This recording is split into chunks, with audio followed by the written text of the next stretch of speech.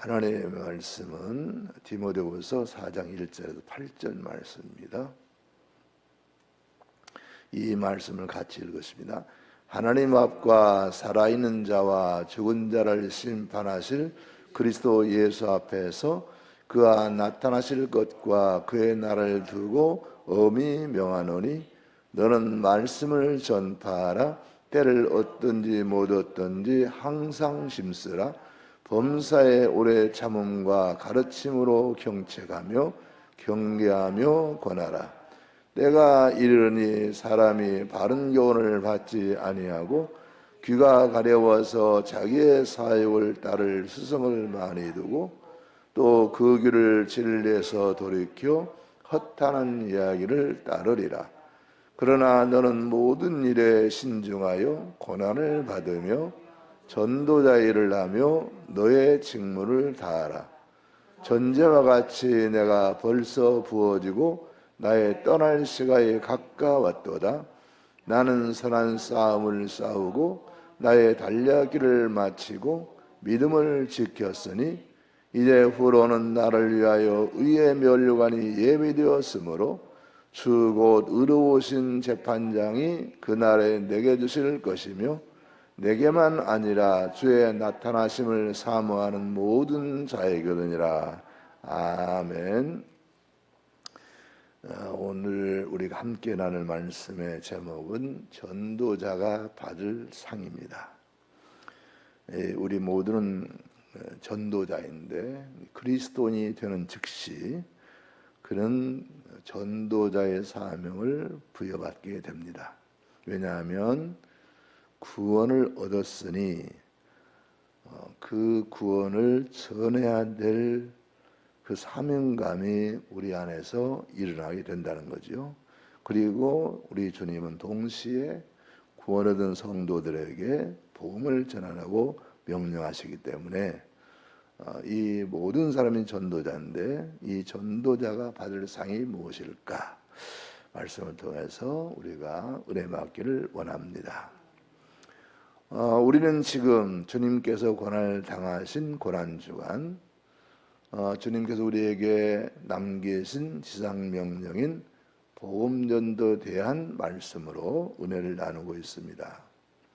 주님께서 사람이 되어서 오시고 그리고 십자가의 고난을 당하신 목적이 바로 죄 가운데 있는 인류를 구원하시기 위해서였기 때문에 그 뜻을 전하는 것이 바로 복음 전도잖아요. 그래서 지금 우리 고난주간에 이 복음 전도에 관한 말씀을 깊이 있게 보고 있는데, 지난 월요일 첫 시간에는 주님께서 명하신 그 명령, 지상 명령, 최고의 명령, 그 명령을 함께 은혜를 나누면서 우리의 사명이 복음을 전하는 데 있다 하는 말씀을 드렸고요. 그리고 두 번째 날인 이 화요일에는 복음을 전해야 될 우리가 그 복음을 전할 수 있는 그 바탕이 무엇인가? 그것은 천국과 지옥에 대한 확신이라는 거죠. 천국과 지옥을 확신하게 되면은 적어도 사랑하는 사람들에게는 이 복음 전도를 안 할 수가 없어요. 왜냐하면 믿는 자는 천국에 가서 영생문을 누릴 것이고 믿지 않는 사람은 심판을 받아 지옥에 갈 거니까 사랑하는 사람들이 지옥에 가서 고통받는 거 우리가 용납할 수 없는 거잖아요. 그래서 천국과 지옥이 확신이 있다면 우리는 누가 시키지 않아도 우리는 복음을 전할 수밖에 없다. 그런 면에서 우리는 과연 천국과 지옥을 아는가? 그것을 믿는가라고 하는 말씀으로 우리를 나눴고요. 그리고 세 번째 날은 어제 수요일에는 하나님의 열심으로 열심을 내자 하는 말씀을 드렸는데, 그 열심은 우리가 말하는 일반적인 열심이 아니고 하나님께서 우상 숭배하고 그리고 하나님을 거부하는 사람을 볼 때에 너무 안타깝고 화가 나는 일이란 말이죠. 내가 창조했고 내가 먹여 살리고 내가 생명을 좌우하는데 그런데 엉뚱하게 아무것도 아닌 것에 가가지고 복을 달라고 그러고 살려달라고 그러고 숭배한다는 것은 하나님 보실 때 용납이 안 되는 문제란 말이죠. 그래서 그 하나님이 그 정말 애절한 마음으로 우리를 부르시고 계신데 그 하나님 마음을 우리가 가져서 믿지 않은 사람들을 우상 숭배하는 사람들을 하나님 앞에 인도하는 사명을 감당하자, 그런 말씀을 드렸는데요. 자, 오늘은 이미 우리가 본 대로 사도 바울이 그 후배인 디모데, 사도 바울은 내 아들이라 이렇게 부릅니다마는 그 디모데에게 당부하는 마지막 유언과 같은 말씀인데요. 우리 디모데후서 4장 1절 8절 말씀인데, 이 사도 바울은 이 디모데후서를 쓸 당시 로마 당국에서 2차 체포가 되어서 로마 감옥에 갇혀 있던 때였습니다. 1차에 투옥됐을 때, 그러니까 로마에 가서 투옥되어 있었잖아요. 그때는 사도 바울이 나는 풀려날 것이다, 그런 그 감각을 가지고 얘기를 했어요. 그런데 이 두 번째 체포된 다음에 그때는 사도 바울이 그 희망을 잃어버렸습니다. 그러니까 내가 이제 풀려날 것이고 살 거야 하는 생각을 하지 못했던 것을 볼 수가 있습니다. 그래서 마지막으로 사랑하는 후배요 영적 아들인 디모데에게 복음을 전하라. 그리고 교인들을 목회할 때 성실하게 직무를 다하라 하는 그런 최후의 유언과 같은 권면을 하는 내용인데요. 1절과 2절에서는 바울이 디모데에게 목회자의 2대 직무를 말합니다. 첫째는 복음 전파와 그리고 성도들에 대한 신앙 교육입니다. 이 복음 전파와 신앙 교육은 분리하게 좀 그렇긴 하지만, 일단 복음 전파는 교회에 들어오지 않은 사람들에게 복음을 전하는 것을 생각할 수 있고요. 그 다음에 이 교육, 신앙 교육은 교회에 들어온 사람들을 진리로서 말씀으로서 가르치는 역할이 바로 그런 역할이다 할 수 있겠는데요. 3절에서 5절에서는요, 말세에 이단이 극심할 것이다. 그래서 복음의 진리가 회방을 받을 것이고, 심지어는 배교하는, 교회를 떠나는 사람들이 생겨날 것이다. 저는 이 말씀을 묵상하면서 바로 그 시대가 지금 아닌가. 지금은 이 자본주의 물결이 휩쓸고 있죠. 모든 것이 돈하고 연결되어 있고, 돈 때문에 난리잖아요. LH 이 사건으로 지금 선거도 선거지만 완전히 지금 사람들의 모든 신경이 거기가 있잖아요. 그리고 코로나 때문에 교회를 나오지 못하는 사람이 아주 주저하는 사람도 있을 수가 있고, 지금 위기죠. 바로 이 사도 바울이 예상한 그때의 현상이 지금 오늘 일어나고 있다, 이렇게 말씀이 있는데, 그럴지라도 낙망하지 말고 복음을 전하라 하는 그런 당부고요. 6절에서 8절은 사도 바울이 정말 이제 나는 주님 앞에 갈 날이 코앞에 다가왔으니, 자기의 그 일생을 돌아보면서 하나님 앞에서 내게 의의 멸관이 주어져 있을 것인데, 나만 아니라 나와 같이 하나님을 위하여 헌신하는 모든 사람들에게 주어질 것이라고 하는 그런 내용인데요. 오늘은요, 이 말씀을 다 할 수가 없고 6절에서 8절 말씀, 마지막에 든 말씀을 가지고 우리가 은혜를 나누도록 하겠습니다. 자, 그러면 6절 한번 보실까요? 전제와 같이 내가 벌써 부어지고 나의 떠날 시간이 가까웠도다. 아멘. 이 사도 바울이 지금 자기가 이 세상에서 마지막 순간이 다가오고 있음을 말하고 있는데요. 그래서 내가 전제와 같이 벌써 부어졌다. 이 전제는 뭐냐면요, 제사 방법의 하나입니다. 제사, 이 구약의 제사 지낼 때 방법이 있어요. 어떻게 드리느냐 방법인데, 제물은 놔두고 화제, 불 살려 드리는 화제가 있어요. 그리고 요제라고 이렇게 흔들어서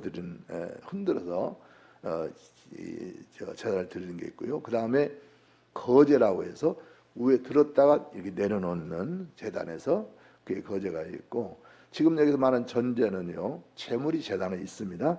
그럴 때 이제 그 제물에다가 포도주를 부음으로써 이제 불로 사르는 거죠. 포도주 부고 마지막 과정입니다. 그리고 전제와 같이 부어졌다는 얘기는 이제 제물에 포도주만 부으면 불을 놔서 이걸 태워서 하나님께 드리잖아요. 그런 것처럼 이제 내 순간은 끝났다, 다 왔다, 끝이 왔다 그러는데요. 역사적으로 보면 사도 바울이 67년에 죽습니다. 그런데 이 해에 사도 바울이 바로 디모데후서를 쓴 거예요. 이때가 사도와 나이는 62세 때고요. 그런데 이 왜 그러냐면 64년에 로마의 대화재가 일어나죠.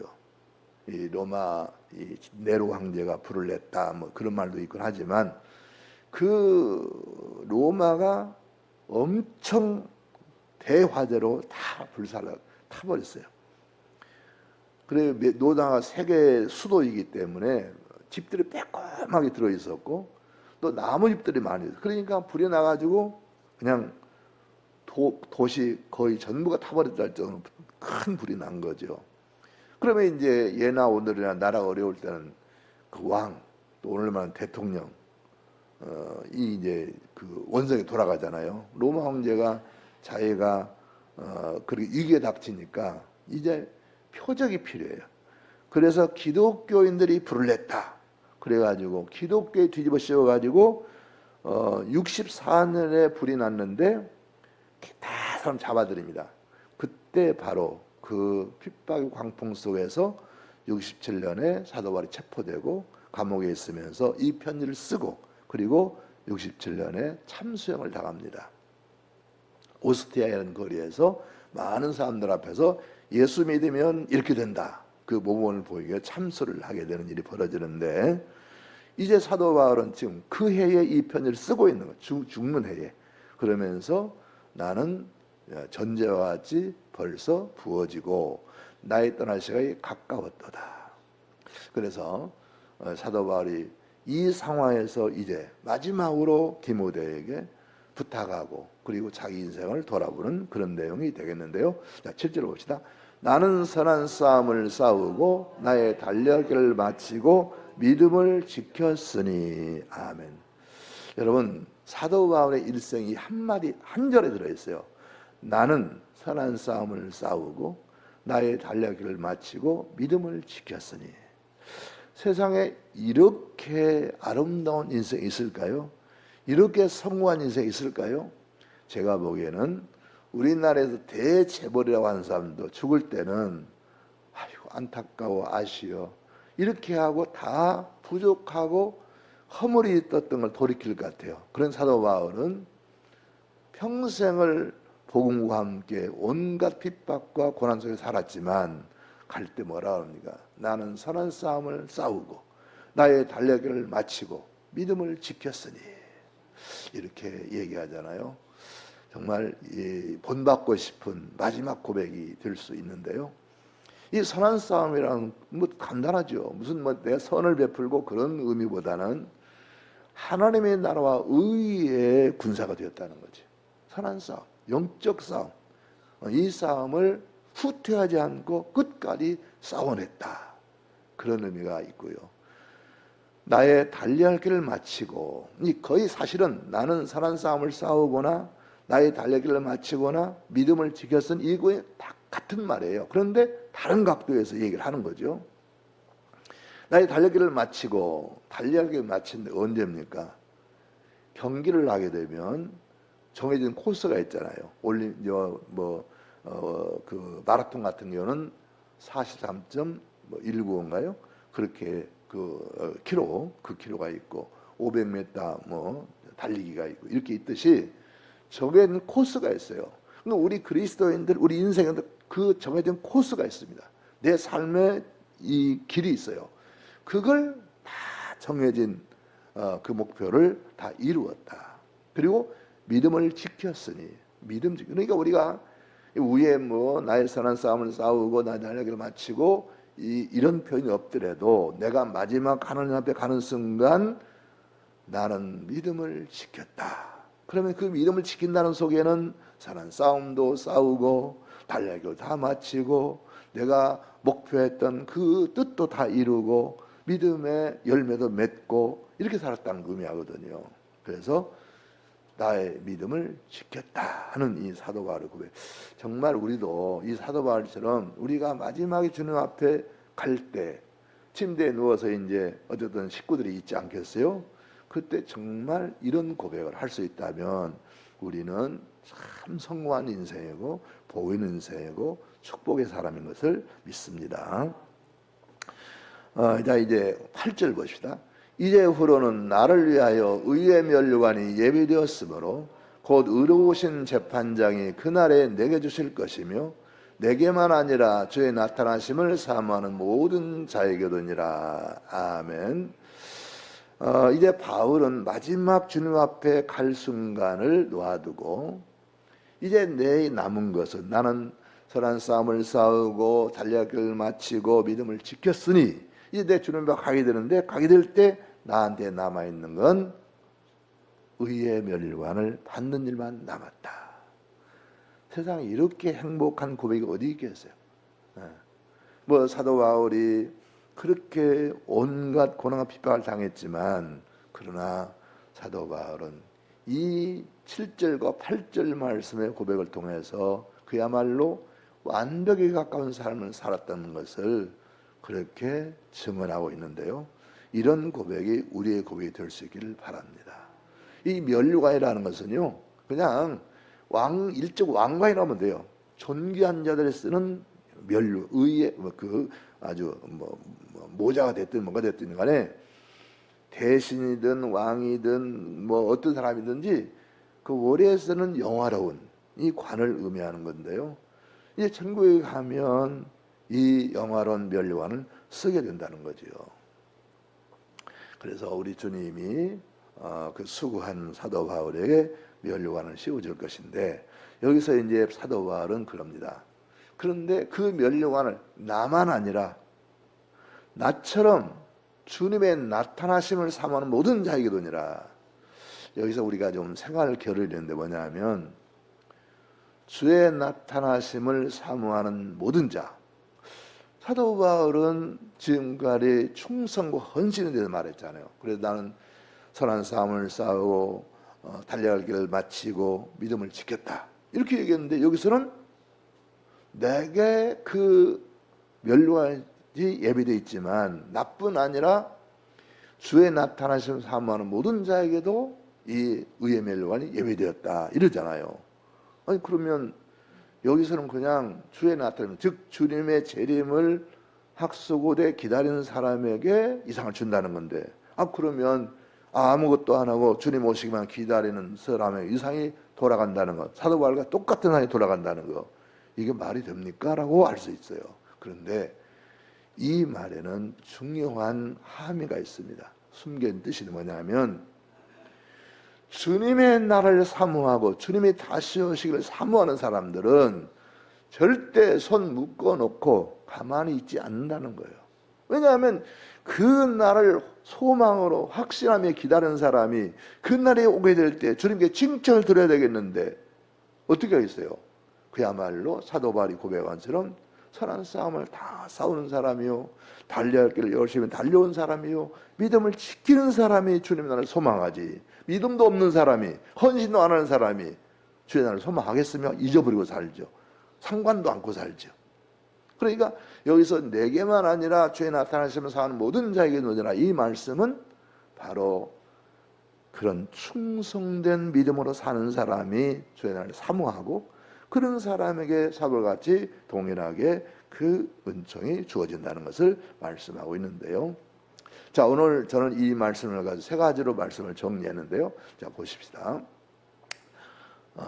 우리 이 말씀은 제가 이 사도 바울의 수고함에 대해서 기록한 말씀인데 첫째 봅시다. 첫째를 빼먹었네요. 첫째 저를 따라서 봅시다. 사도 바울 같은 전도자가 받을 상입니다. 어떤 상이요? 전도자가 받을 상. 의의 면류관은 사도 바울 같은 전도자가 받을 상이라는 거예요.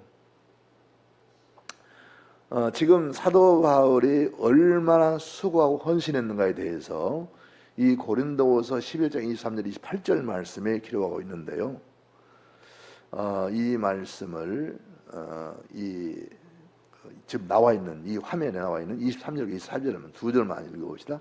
내가 수고를 넘치도록 하고 옥에 갇히기도 더 많이 하고 매도 수없이 맞고 여러 번 죽을 뻔하였으니 유대인들에게 40에서 하나 감한 매를 5번 맞았으며. 아멘.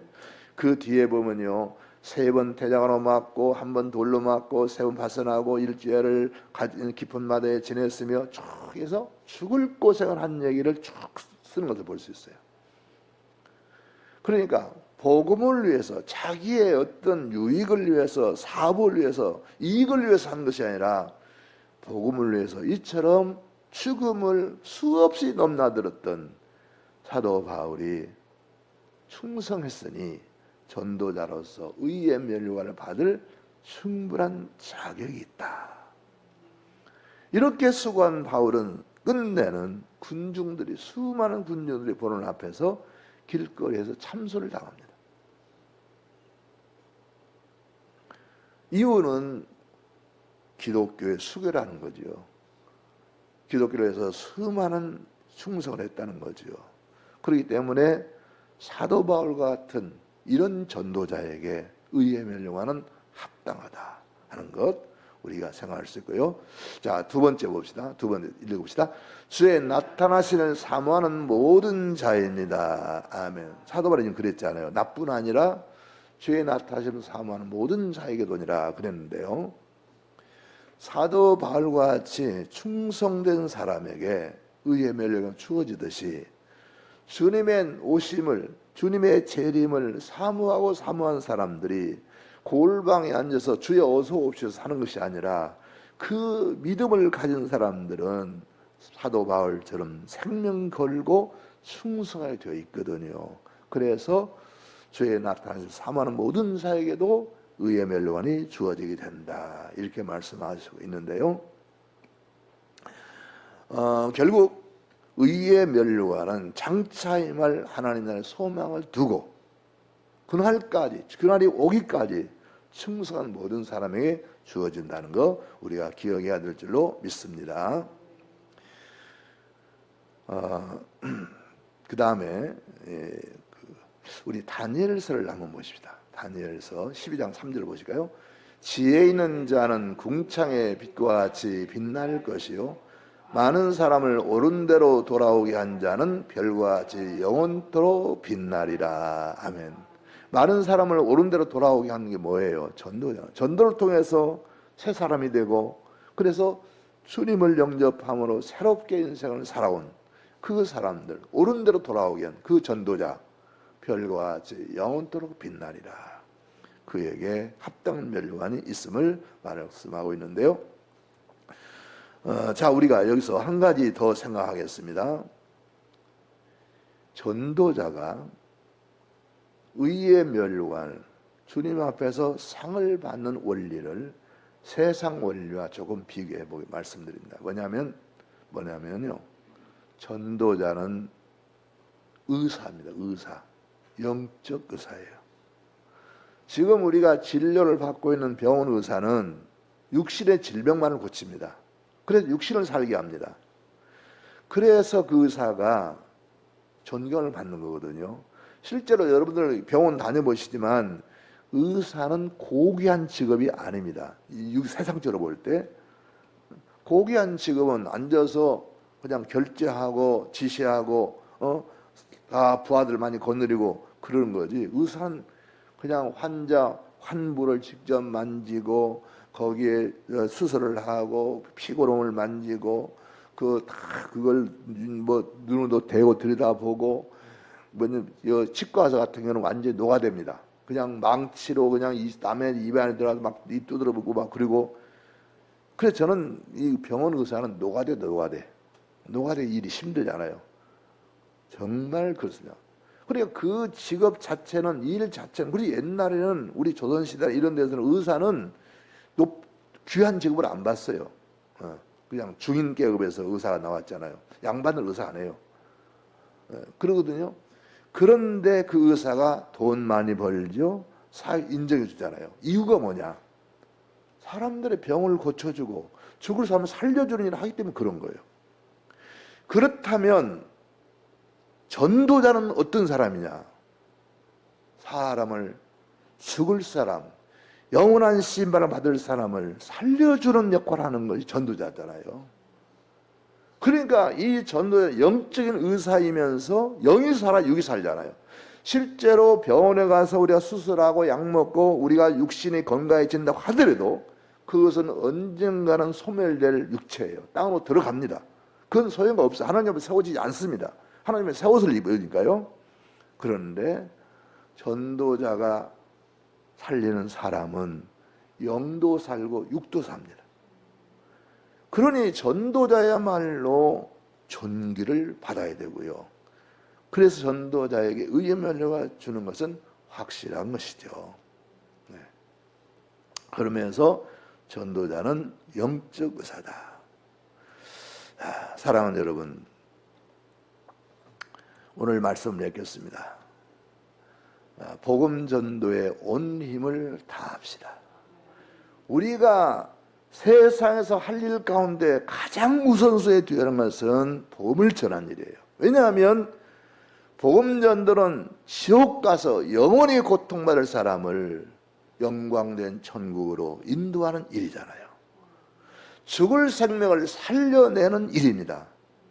세상에서 육신의 생명을 살려내는 그 의사를 가장 귀하게 여기고 그 사람이 돈을 제일 많이 보고 존귀하게 여기면 받듯이 영원한 생명을 살려낸 전도야말로 얼마나 귀한 일입니까? 주님이 오신 목적도 사람을 살리는 목적이잖아요. 그 주님의 목적을 전도로 이루어지는 것이거든요. 그래서 전도자는 주님이 기뻐하십니다. 큰 상급을 주십니다. 의의 면류관을 받습니다. 복음을 전해서 천하보다 귀한 사람을 살려내고 생명 구원의 기쁨을 누리고 면류관을 받는 우리 모두가 되시기를 바랍니다. 저는 여기서 1과 3득이다 그랬어요. 천하보다 귀한 생명을 살려내죠. 그리고 생명 구원의 기쁨 우리에게 있죠. 그 다음에 이것으로 인해 우리가 면류관을 받죠. 얼마나 복된 일입니까? 일을 잘 감당하시고 특별히 사랑하는 우리의 가족들, 그 사람들만은 어떤 수를 통해서 우리가 구원해내야 된다고 하는 그 사명감을 단단하게 다지시는 여러분들 되시기 바랍니다. 아멘.